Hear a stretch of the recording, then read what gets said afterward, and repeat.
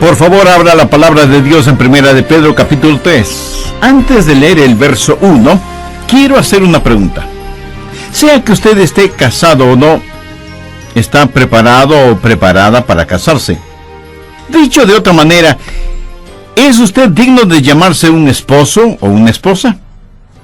Vamos a pensar en esto porque en el matrimonio el problema no es la instrucción, sino el personal. Así que nos vamos a preguntar, basados en la palabra de Dios, ¿estamos preparados para casarnos? Respecto al matrimonio, se dice tanta basura hoy en día en los medios masivos de comunicación, prensa, radio, televisión, que uno queda asombrado y asustado de cómo describen lo que es el matrimonio y lo que debe ser la relación entre marido y mujer.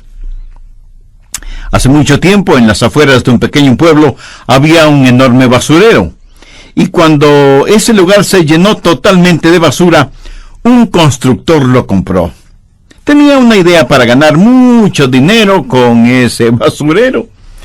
Así que trajo enormes camiones con tierra y la esparció encima de la basura, compactando la tierra con una enorme y pesada aplanadora.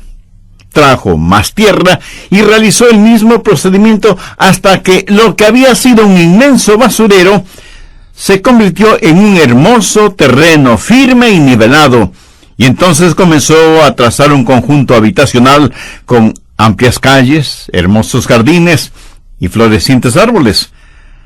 Nadie podía decir que alguna vez ese lugar fue un basurero, y construyó muy atractivas casas, y las familias comenzaron a comprarlas y habitarlas, y muy pronto ese lugar se convirtió en un hermoso vecindario. Pero después de algunos años, el suelo comenzó a ceder, y se abrieron grietas en las calles, y las paredes de las casas comenzaron a partirse, los techos se hundían, y fétidos olores salían de la tierra, como efecto de la basura podrida sobre la que estaban construidas las casas. Poco a poco las familias fueron abandonando sus destruidas casas, y pronto esa comunidad fue abandonada y olvidada. Y los vecinos alrededor de esa comunidad sabían lo que había pasado. Esas hermosas casas fueron construidas sobre basura. Ahora nos preguntamos por qué tantos hogares están teniendo el mismo destino. ¿Por qué tantos hogares están derrumbándose? Mi amigo, cuando las paredes comienzan a agrietarse, es mejor examinar la base, el fundamento, para descubrir sobre qué estamos construyendo nuestros hogares. El pasaje de la Escritura que vamos a estudiar es fundamental para el hogar, porque nos dice cómo se debe construir un hogar. En realidad es la historia de Abraham y Sara. Bien, leamos 1 de Pedro 3, los versos del 1 al 8. Asimismo vosotras, mujeres, estad sujetas a vuestros maridos, para que también los que no creen a la palabra sean ganados sin palabra por la conducta de sus esposas, considerando vuestra conducta casta y respetuosa. Vuestro atavío no sea el externo de peinados ostentosos, de adornos de oro o de vestidos lujosos, sino el interno, el del corazón, en el incorruptible ornato de un espíritu afable y apacible, que es de grande estima delante de Dios. Porque así también se ataviaban en otros tiempos aquellas santas mujeres que esperaban en Dios, estando sujetas a sus maridos, como Sara obedecía a Abraham, llamándole Señor, de la cual vosotras habéis venido a ser hijas, si hacéis el bien, sin temer ninguna amenaza. Vosotros, maridos, igualmente, vivid con ellas sabiamente, dando honor a la mujer como a vaso más frágil y como a coherederas de la gracia de la vida, para que vuestras oraciones no tengan estorbo. Finalmente, sed de un mismo sentir, compasivos, amándoos fraternalmente, misericordiosos, amigables. Qué maravilloso pasaje es este. Y me gusta mucho que la ilustración que se usa se relacione con Abraham y Sara. Y le diré por qué. Si alguna vez ha existido una pareja con una buena razón para divorciarse, esa fue Sara y Abraham. Ellos de ninguna manera fueron la pareja perfecta. Hubo el asunto del adulterio con Agar, y Abraham tuvo un hijo en una mujer que no fue su esposa. Tuvieron problemas con sus hijos, y los hijos tuvieron problemas muy pero muy serios entre ellos mismos. En realidad fue una familia separada, constantemente en movimiento, nunca en un solo lugar, viviendo siempre en carpas, y eso causó toda clase de problemas psicológicos. Abraham fue descuidado diciendo la verdad y desconsiderado con su mujer. Dijo medias verdades, y una media verdad es por lo general una mentira completa. Juntos habían recorrido todas las etapas de la vida. Se conocieron cuando eran jóvenes y se enamoraron a muy temprana edad. Pasaron de la juventud a la edad media. Sobrevivieron la edad media, que en muchas parejas es la más difícil de sobrevivir. Se dice que la juventud mira hacia adelante, la vejez mira hacia atrás y la edad media se mira preocupada. Pero pasaron por todas esas etapas hasta llegar a la vejez, viviendo muchos años. Experimentaron desde lo romántico hasta lo reumático y pasaron por todo eso, pero tuvieron problemas.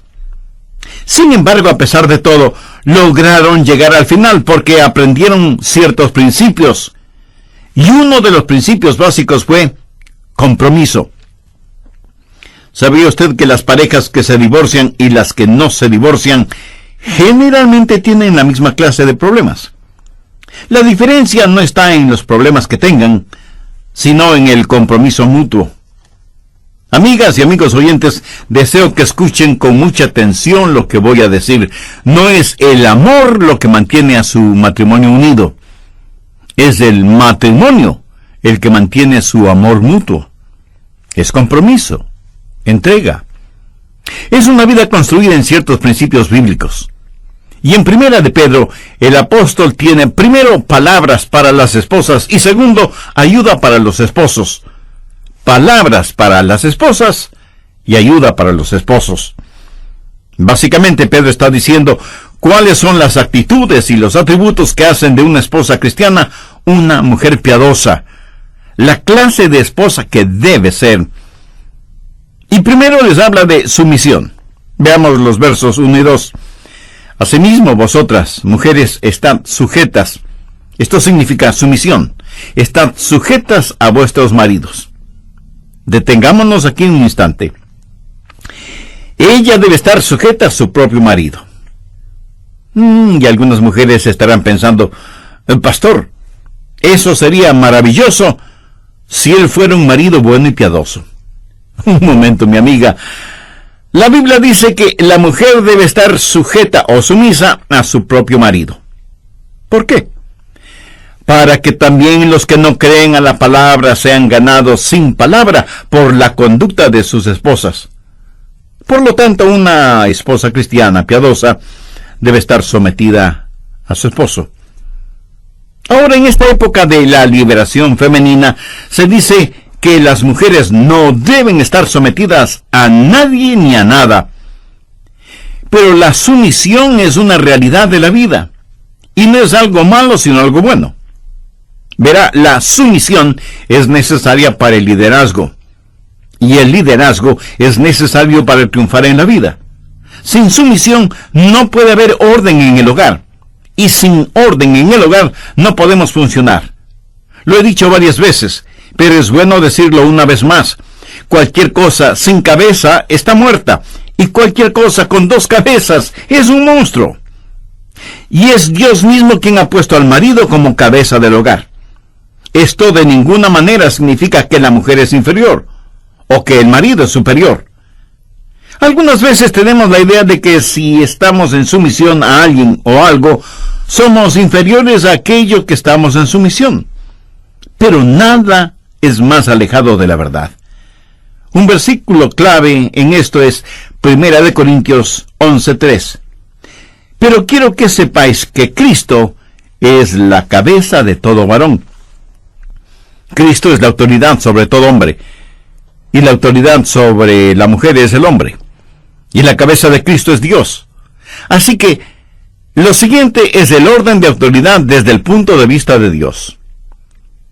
Dios el Padre, luego Dios el Hijo, luego el hombre y luego la mujer. Dios el Hijo está bajo la autoridad de Dios el Padre. ¿Quiere decir que Dios el Hijo es inferior a Dios el Padre? De ninguna manera. Si usted sabe algo sobre teología cristiana bíblica, sabe que adoramos a un Dios revelado en tres personas, Padre, Hijo y Espíritu Santo. Los tres son iguales y son uno en esencia. Todos sabemos que a los ojos de Dios, hombres y mujeres somos iguales. Anote Gálatas 3:28. Ya no hay judío ni griego, no hay esclavo ni libre, no hay varón ni mujer, porque todos vosotros sois uno en Cristo Jesús. ¿No es eso extraordinario? Con Dios no hay diferencia de personas, o de razas, o de lenguas. Todos somos uno delante de Dios. Y si alguien me dice, un momento, pastor, ¿no elimina eso la idea de sumisión? No, de ninguna manera. ¿Sabe lo que el diablo quiere hacer? Quiere tomar el hecho de que somos uno e iguales y tratar de hacernos idénticos. Escúcheme, hombres y mujeres somos iguales, pero no somos idénticos. La intención del diablo en nuestros días es el hacer a hombres y mujeres idénticos bajo el disfraz de hacerlos iguales. Dios nos hizo iguales, pero no nos hizo idénticos. Nos hizo diferentes para poder hacernos uno. Si no fuéramos diferentes, no podríamos tener unidad.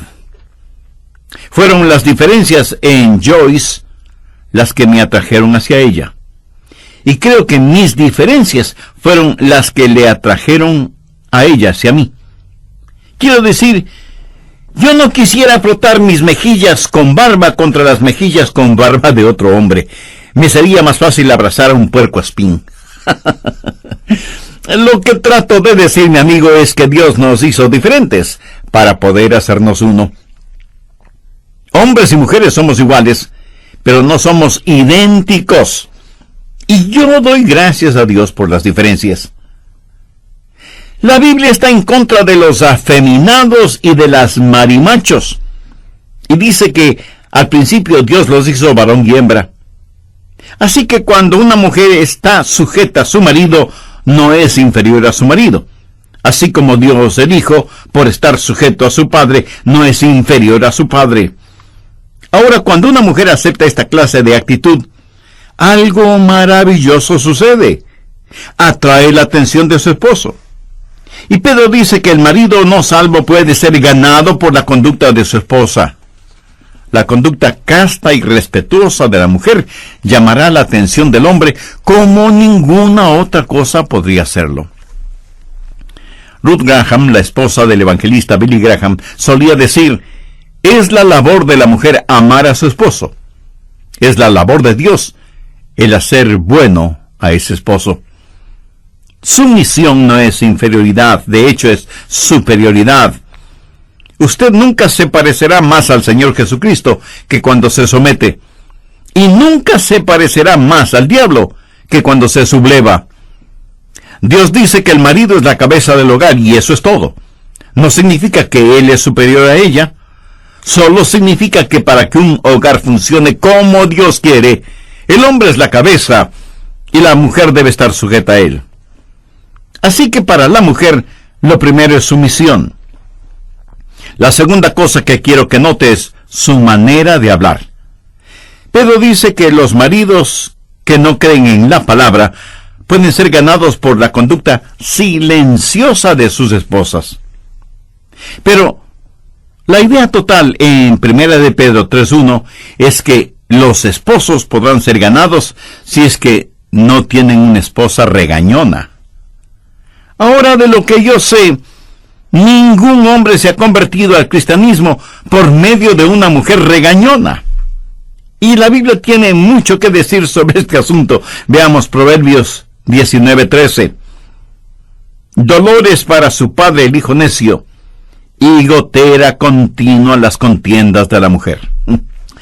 Y en Proverbios 21:9 leemos: Mejor es vivir en un rincón del terrado que con mujer rencillosa en casa espaciosa. Ahora, esto no significa que una mujer no pueda testificar a su esposo. No significa que una mujer no pueda exponer su causa o hacer conocer sus puntos de vista y sus deseos. Ella debe hacer su mejor esfuerzo para influenciar en su marido, pero no debe ser con regaños. La Biblia dice que él debe considerar la conducta de su esposa casta y respetuosa. La palabra casta significa pura, sin adulteraciones. Una esposa debe ser tan pura y transparente para que, si tiene un esposo no salvo, la forma en que ella vive y su estilo de vida digan 1000 veces más de lo que las palabras de ella podrían decirle. Él debe vivir con un sermón, comer con un sermón, dormir con un sermón. Ella debe rodearle con un radiante y hermoso estilo de vida. Amigas, sé que no es fácil hacer esto, especialmente cuando son bombardeadas por toda clase de cosas impuras. Y usted no podrá tener un estilo de vida casto y puro, a menos que tenga pensamientos castos y puros. Déjeme decir para hombres y mujeres algo sobre pensamientos impuros. Nunca antes habíamos enfrentado una época con tantos pensamientos impuros que penetran nuestras mentes y nos impulsan, como en la época actual. ¿Qué hace usted cuando tiene un pensamiento impuro? Bueno, dirá usted, simplemente lo alejo de mi mente. Eso no es tan fácil. Lo que debe hacer es reciclarlo. ¿Qué quiere decir con esto? Escúcheme. Estamos hablando de pensamientos impuros. Suponga que está en una piscina y está jugando con una pelota llena de aire. Usted empuja esa pelota hacia el fondo de la piscina. ¿Y qué sucede? Que esa pelota sale a la superficie. Pensamientos impuros. Usted trata de hundirlos y siempre saldrán a la superficie. Eso es lo que sucede cuando usted trata de alejarlos. No puede hacerlo. Entonces, ¿qué necesita hacer? La próxima vez que un pensamiento impuro penetre en su mente y en su corazón, no trate de alejarlo, recíclelo. Tome la palabra de Dios y saque el aire de esa pelota. Quiero decir, mire ese pensamiento a la luz de la palabra de Dios. Cuando tenga un pensamiento impuro, pregúntese qué dice Dios sobre el asunto. Mírelo bajo el microscopio bíblico y quítele todo el aire a ese pensamiento. Solo entonces no podrá salir nuevamente a la superficie. Se quedará inútil en el fondo, no porque lo ha alejado de usted, sino porque lo ha enfrentado y eliminado con la palabra de Dios. Aquí está una esposa que debe tener una conducta casta, una conducta pura. Ahora no piense solo en su sumisión y en su conducta, sino también en su serenidad. Los versos 3 y 4 de Primera de Pedro, capítulo 3, dicen: vuestro atavío no sea el externo de peinados ostentosos, de adornos de oro o de vestidos lujosos, sino el interno, el del corazón, en el increíble ornato de un espíritu afable y apacible, que es de grande estima delante de Dios. Aquí Dios le dice a una mujer cómo ser hermosa, y le dice que una de las cosas que le hace hermosa es la serenidad, el adorno de un espíritu afable y apacible. Antes de terminar este programa, permítame decirle lo siguiente. Delante de Dios nunca somos más hermosos que cuando espiritualmente llegamos a ser sus hijos. Y si bien es cierto que todos los seres humanos somos criaturas de Dios, solo cuando recibimos a Cristo como nuestro Salvador y Señor es que nos volvemos hijos de Dios. La Biblia dice en Juan 1:12, mas a todos los que le recibieron, a los que creen en su nombre, les dio potestad de ser hechos hijos de Dios. ¿Es usted ya un hijo o una hija de Dios? Para entender a plenitud lo que Dios tiene que decir sobre el matrimonio, hay que conocer íntimamente a Dios, quien fue el inventor del matrimonio. ¿Conoce usted de esa manera a Dios por medio de su Hijo Jesucristo? Al finalizar el programa anterior dije que una esposa debe tener una conducta casta, una conducta pura. Ahora, no piense solo en su sumisión y en su conducta, sino también en su serenidad. Los versos 3 y 4 de Primera de Pedro capítulo 3 dice: vuestro atavío no sea el externo de peinados ostentosos, de adornos de oro o de vestidos lujosos, sino el interno, el del corazón, en el incorruptible ornato de un espíritu afable y apacible, que es de grande estima delante de Dios. Aquí Dios le dice a una mujer cómo ser hermosa, y le dice que una de las cosas que le hace hermosa es la serenidad, el adorno de un espíritu afable y apacible. Algunos citan 1 de Pedro 3, versos del 1 al 8, para decir que las mujeres no deben ir al salón de belleza, o no deben lucir joyas, etc. Pero hay que leer esto cuidadosamente. Otra traducción de la Biblia dice: no dejen que su adorno sea meramente externo. Y me alegro que la palabra meramente esté ahí. Porque alguien podría decir: la Biblia dice que las mujeres no deben arreglarse el pelo, o que las mujeres no deben lucir ninguna joya, o que las mujeres no deben vestirse. No dice eso. Pero sí dice que el adorno de las mujeres no debe ser meramente, o sea, únicamente, lo externo, lo físico, lo material. Estimada amiga, lo que está diciendo es que si usted quiere ministrar a su esposo, debe tener una belleza que va más allá de lo superficial, de lo epidérmico. Y Sara es el ejemplo aquí.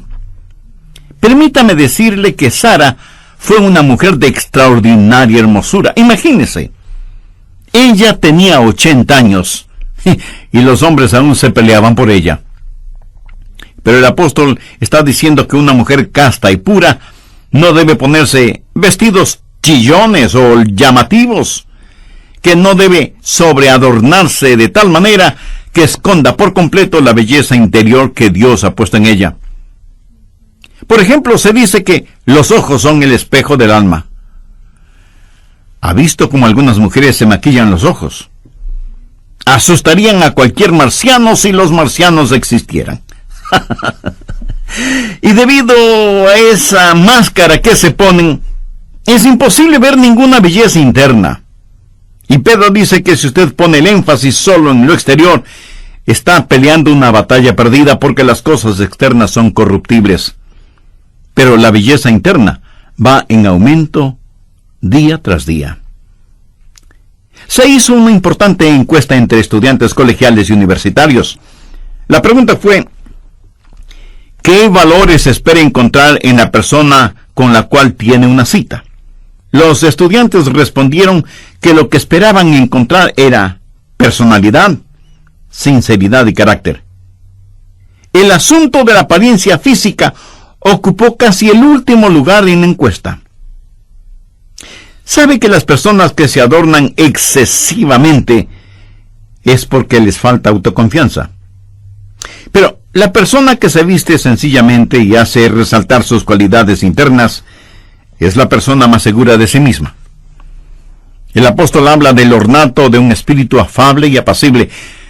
Ahora, queridas damas, no tengan la idea de que mansedumbre es sinónimo de debilidad. La palabra afable aquí era usada para describir a los soldados en el ejército romano, y ellos estaban bajo el comando del cuartel general. Y nadie podría decir que los soldados romanos eran débiles.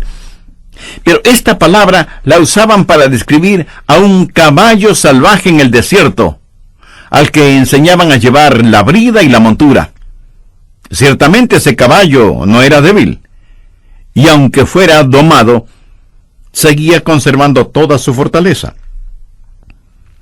Sabía que una mujer requiere de más fortaleza para, en realidad, exhibir un espíritu afable y apacible. Y ser apacible no significa que ella es solo un adorno. Ser apacible significa ser tranquila y serena. Ella posee esa belleza interior, sabe quién es, tiene fortaleza y control. Es dueña de esa serenidad que demuestra la presencia de Jesús en su vida. Y todo eso sale a flote en su forma de hablar, en la forma de estar sujeta a su marido. Y Pedro habla también de la manera en que ella se desempeña. Leamos los versos 5 y 6. Porque así también se ataviaban en otros tiempos aquellas santas mujeres que esperaban en Dios, estando sujetas a sus maridos, como Sara obedecía a Abraham, llamándole Señor, de la cual vosotras habéis venido a ser hijas. Hay que entender que Sara, por llamar Señor a su marido, no lo adoraba. En esos tiempos bíblicos, ese era un término de respeto. Ella tenía respeto por su esposo, y como resultado ella también era respetada. La Biblia dice que ella obedecía a Abraham. Obedecer literalmente significa suplir para las necesidades de otro. Sara se veía a sí misma como quien había sido dada a Abraham para suplir sus necesidades emocionales, espirituales y físicas. La Biblia dice que una esposa es ayuda idónea para su esposo. Ella lo completa. No está para competir con él, sino para completarlo. Ella debe ser para él lo que el arco es para el violín. Así dice Dios que debe ser una esposa. Y Sara es un extraordinario ejemplo. Pedro tiene palabras para las esposas y ayuda para los esposos. ¿Cómo debe ser un esposo? Lo primero que quiero que note es lo que dice el verso 7. Vosotros, maridos, igualmente, vivid con ellas sabiamente. Lo que el marido necesita es conocimiento. El problema con la mayoría de los maridos es que están tan sobrecargados de ignorancia. Discúlpenme, amigos, pero eso es la verdad. Por eso la Biblia dice, vivid con ellas sabiamente. La razón por la cual los maridos no tienen conocimiento es que sencillamente no se dan cuenta. Mi amigo, si le importa a su esposa, se dará cuenta que usted padece de dos cosas. Primero, la ceguera de los negocios, y segundo, la falta de interés para escucharla. Y la razón por la cual no escuchamos es porque pensamos que ya lo sabemos todo, y que todo lo que vamos a oír de parte de ella es repetitivo. Amigos, déjenme decirles algo. Es mejor que aprenda una cosa sobre las mujeres. Las mujeres no solo piensan con la cabeza, sino que piensan también con el corazón. Y ellas no solo hablan lógicamente, sino que hablan emocionalmente. No escuchen lo que ellas dicen, escuchen lo que ellas quieren decir. Y eso es difícil, porque usted tiene que escuchar con su corazón, al igual que con su cabeza. Quiero hacerles una pregunta. ¿Sabe usted cuáles son las 3 más profundas necesidades de su mujer? Podría escribirlas sin usar todo el día para hacerlo. Simplemente escriba, estas son las 3 más profundas necesidades de mi mujer. Vaya, qué tarea más difícil, ¿verdad? ¿Sabe lo que significa estar consciente de algo? Es amar a su mujer con sus ojos y con sus oídos.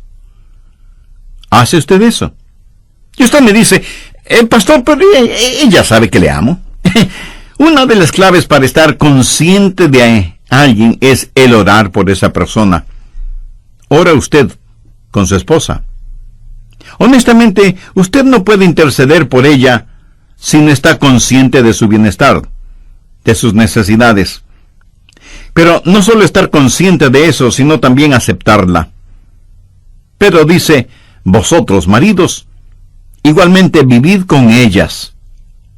Esto habla de total aceptación. Cuando usted se casó, sintió que esa mujer y usted tenían mucho en común. Y eso es probablemente lo que les atrajo el uno al otro, las cosas que tenían en común. Pero usted desconocía que no era solamente lo que tenían en común lo que les atrajo, sino también las diferencias. Es un hecho psicológico que los opuestos se atraen, y han hecho encuestas sobre las diferencias psicológicas y emocionales, descubriendo que el 70% de aquellos que están casados son lo opuesto, no solo sexualmente, sino también en lo emocional y lo psicológico. Mi esposa y yo tomamos una prueba psicológica. Y les diré que estamos absolutamente en extremos opuestos. Es increíble. Y yo pensé cuando nos casamos que teníamos muchísimas cosas en común. Piensa en todos los matrimonios que conoce y cuántos maridos y mujeres están en extremos opuestos. Si al uno le gusta levantarse temprano, al otro le gusta seguir durmiendo. Uno habla sin cesar, otro es más silencioso que una lápida. A uno le gusta derrochar mientras su cónyuge ahorra hasta la respiración. Ella puede ser muy organizada y de seguro el esposo será totalmente desorganizado. Uno de los dos es del tipo romántico, mientras lo más romántico del otro es regalarle un cacto espinoso. Uno de ustedes es puntual, el otro siempre tarde. Y si él es impulsivo, ella no puede tomar una decisión. Necesita 30 minutos en un restaurante para ordenar una hamburguesa con papas fritas. Es francamente algo increíble. ¿No le parece que Dios tiene un extraordinario sentido del humor cuando nos unió como pareja? Ahora viene la gran pregunta. En todos estos casos, ¿quién está en lo correcto o quién está equivocado? En la mayoría de los casos, ninguno hace lo correcto ni lo equivocado, solo son diferentes. Pero a los maridos, la Biblia les dice que vivir con ellas. Ella debe vivir con usted. ¿Sabe?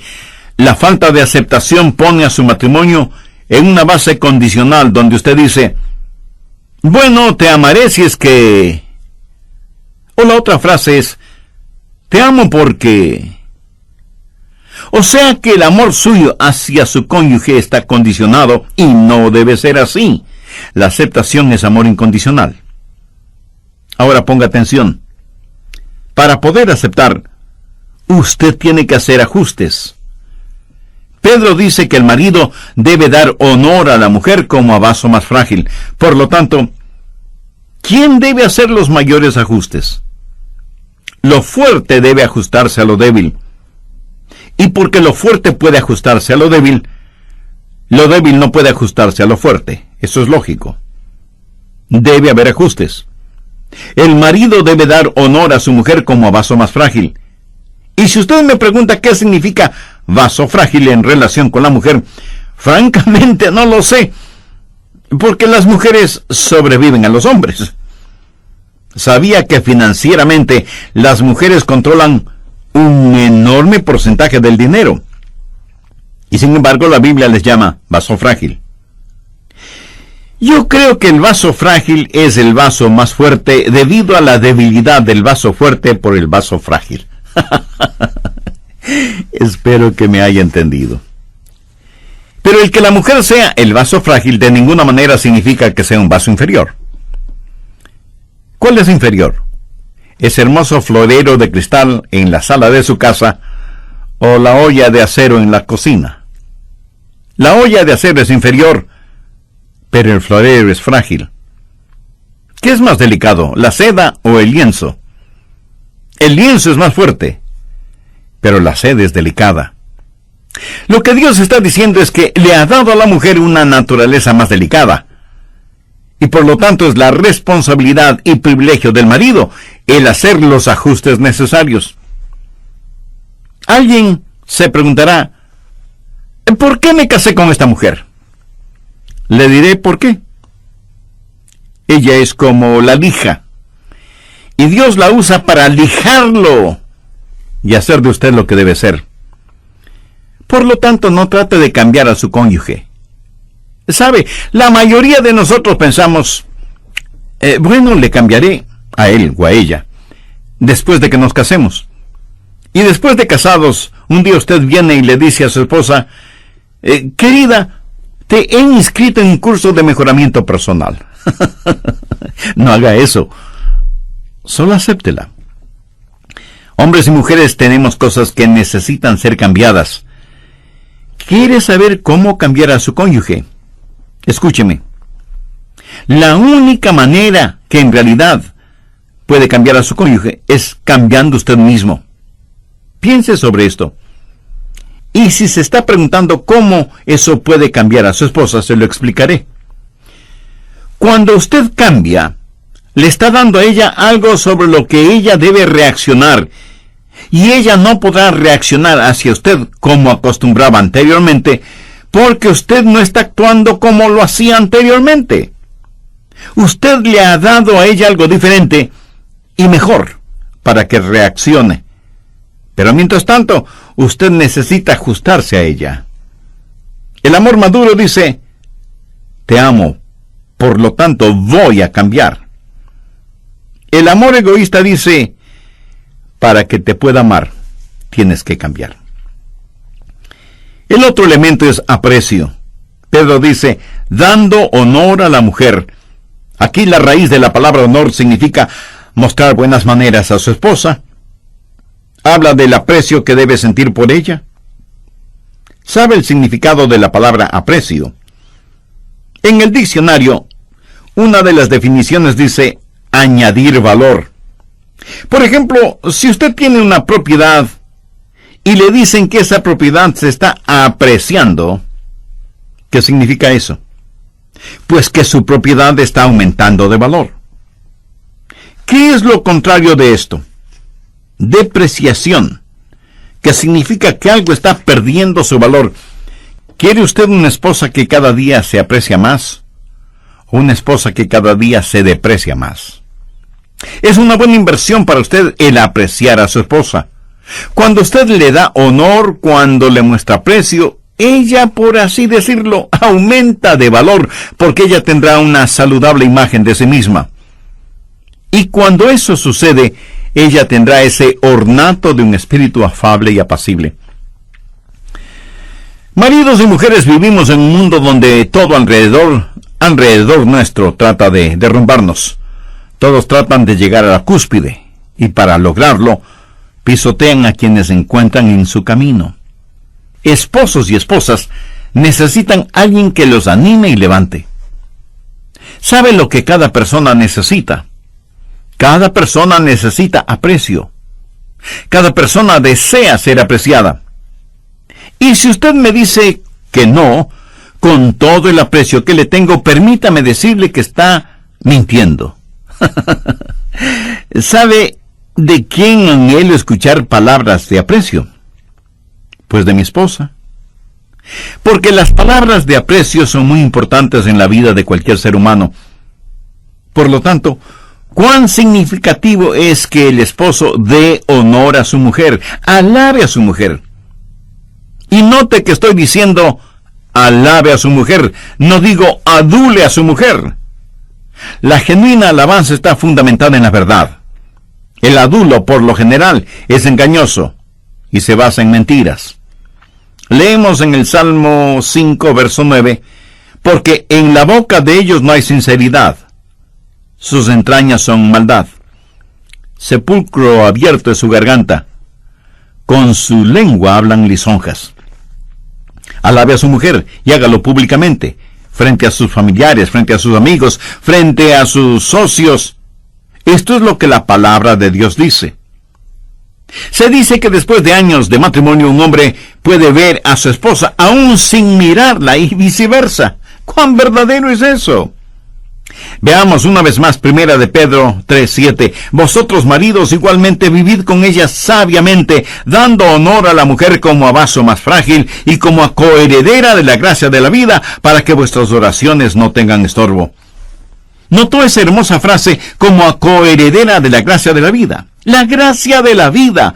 Es como si Dios mismo estuviera diciendo, esta es la cereza que adorna el pastel. Amigo, ¿cómo van las cosas en su matrimonio? ¿Cómo está su relación con su esposa? Si este mensaje que he compartido con usted ha puesto en evidencia algunas deficiencias suyas en relación con su esposa, la razón bien podría ser que usted no tiene la presencia de Cristo en su vida. Y sin la dimensión espiritual en su vida, las cosas nunca serán lo que deben ser. Es el Señor Jesucristo su Salvador y Señor. Le ha invitado para que venga a morar en su corazón y tome el control de su vida, incluyendo su matrimonio. Si usted no tiene comunión con Dios por medio de Jesucristo, ¿cómo puede orar por su esposa, por sus hijos o por usted mismo? Quisiera hacer una decisión por Jesús. Lo puede hacer ahora mismo en la intimidad de su ser. Solo tiene que pedirle con sus propias palabras que le perdone sus pecados. Reconocer que es un pecador y que necesita salvación. Agradecer a Jesús, quien murió y dio su vida en la cruz del Calvario y derramó su sangre por sus culpas, para que usted pueda tener vida eterna y vida en abundancia. Si usted hace esta decisión espiritual, la Biblia dice que hay regocijo en el cielo por cada pecador que se arrepiente. Nos sentiremos sumamente honrados si usted nos escribe contándonos de su decisión por Cristo. Así nos dará también la oportunidad de orar por usted, por su esposa y por su familia.